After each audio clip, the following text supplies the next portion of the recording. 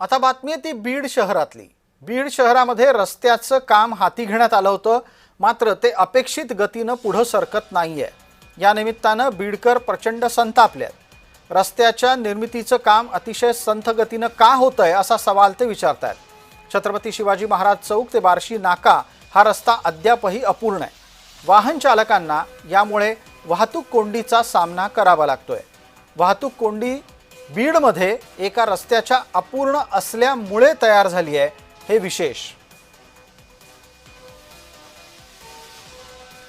महिनाभरापूर्वी नालीवरील स्लॅब हा कोसळला जातो आणि नगर रोडवर इतर ठिकाणी यू टर्न असताना मुख्य प्रशासकीय कार्यालयासमोर जिल्हाधिकाऱ्यासमोर यू टर्न बनवण्यात यावे अशी वारंवार सामाजिक संघटनेने लोकप्रतिनिधींनी मागणी केलेली आहे। मात्र राजेंद्र भोपळे तांत्रिक कारण दाखवत बीडकरांना वेठीस धरत आहेत। दुसरी गोष्ट म्हणजे निकृष्ट काम करणाऱ्या कंत्राटदारांची भोपळे पाठराखण करत आहेत वारंवार।